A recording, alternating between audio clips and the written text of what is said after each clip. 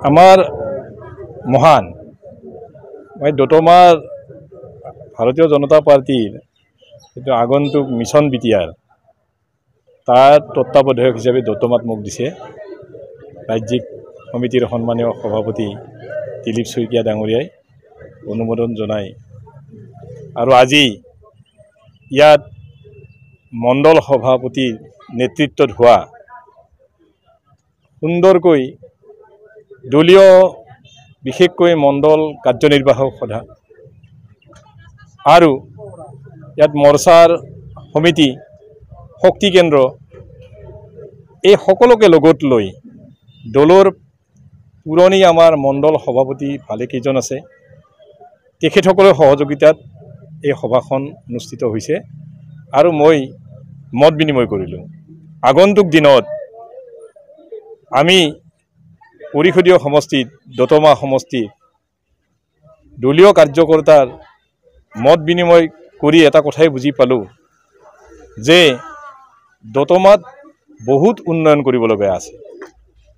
আৰু বহু সমস্যাৰে জৰ্জৰিত হৈ আছে এই সমস্যাবোৰ সমাধান কৰিব একমাত্ৰ পাৰিব ভাৰতীয় জনতা পাৰ্টিৰ নেতৃত্বাধীন চৰকাৰখনৰ মাননীয় আমাৰ কৰ্মযোগী মুখ্যমন্ত্ৰী ডক্টৰ হিমন্ত বিশ্ব শৰ্মাৰ নেতৃত্বত হোৱা চৰকাৰখনে আৰু ভাৰতবৰ্ষৰ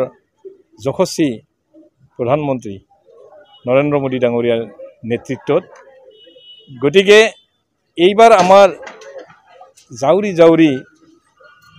বিভিন্ন দল সংগঠনৰ পৰা ভাৰতীয় জনতা পাৰ্টিত যোগদান কৰা আপোনালোকে দেখিবলৈ পাইছে নিশ্চয় আজিও 100তকৈ অধিক বিভিন্ন দলৰ সদস্যসকলে আহি তেওঁলোকে আনুষ্ঠানিকভাৱে ভাৰতীয় জনতা পাৰ্টিত যোগদান কৰিলে আৰু মণ্ডল কাৰ্যনিৰ্বাহক শক্তিশালী কৰিলে এনেস্থলত এটা কথা আমি উপলব্ধি কৰিছোঁ যে দতমাৰ বিভিন্ন প্ৰান্তৰ মানুহে বিচাৰিছে এইবাৰ ভাৰতীয় জনতা পাৰ্টিৰ প্ৰাৰ্থী লাগে বিটিআৰ নিৰ্বাচনত আৰু বিটিআৰ নিৰ্বাচনত যেহেতু ৰাইজৰ স্বতঃস্ফূৰ্ত সঁহাৰি আহিছে ভাৰতীয় জনতা পাৰ্টিৰ প্ৰতি সদস্যসকলকতো বাদেই ইয়াত বিভিন্ন ব্যক্তিয়ে বিভিন্ন সংগঠনৰ ব্যক্তিক ইতিমধ্যে মই লগ পাইছোঁ কথা পাতিছোঁ তেখেতসকলে বিচাৰে এইবাৰ ভাৰতীয় জনতা পাৰ্টি ইয়াত প্ৰতিনিধিত্ব কৰাটো গতিকে আজি আমি এই কথাই আলোচনা কৰিলোঁ আৰু এই আলোচনাৰ ভিত্তিত মাননীয় অসমৰ মুখ্যমন্ত্ৰী মাননীয় বিজেপিৰ ৰাজ্যিক সভাপতি দিলীপ শইকীয়া আমি তেখেতসকলক জনাম যে ৰাইজৰ বিপুল দাবীৰ সঁহাৰিৰ প্ৰতি লক্ষ্য ৰাখি দতমাত এইবাৰ ভাৰতীয় জনতা পাৰ্টি নিৰ্বাচন খেলিব আৰু ইতিমধ্যে ঘোষণাই কৰিছে যে ভাৰতীয় জনতা পাৰ্টিয়ে বিভিন্ন পৰিষদীয় সমষ্টিত নিৰ্বাচন খেলিব আৰু তাৰে ভিতৰত দতমা আমি ভাৰতীয় জনতা পাৰ্টি নিৰ্বাচন খেলাটো ইতিমধ্যে খাটাং হৈছে আটাইতকৈ ডাঙৰ কথা আমাৰ মাননীয় ডক্টৰ হিমন্ত বিশ্ব শৰ্মা ডাঙৰীয়াৰ নেতৃত্বত হোৱা চৰকাৰখনে আৰু বিটিচিত বৰ্তমান চলি থকা যিখন চৰকাৰ চলি আছে এটা কথা সকলোৱে স্বীকাৰ কৰিব লাগিব যে বিটিচিত এতিয়া শান্তি ইয়াত এই যোৱা 4.5 বছৰত হত্যা হিংসা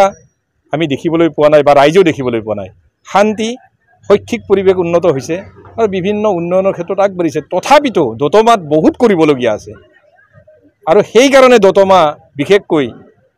এইবাৰ ভাৰতীয় জনতা পাৰ্টিয়ে নিৰ্বাচন খেলিব আৰু ইয়াৰ ৰাইজৰ সহযোগত অনুষ্ঠান প্ৰতিষ্ঠান বিভিন্ন দল সংগঠনক সকলক লগত লৈ ভাৰতীয় জনতা পাৰ্টিয়ে প্ৰাৰ্থিত্ব প্ৰক্ষেপ কৰিব আৰু আমি ভাবোঁ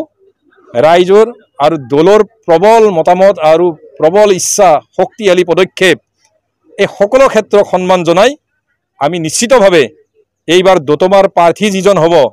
আমি বিপুল ভোটত জয়যুক্ত হৈ আমি নিশ্চিতভাৱে আমি আগবাঢ়িব পাৰিম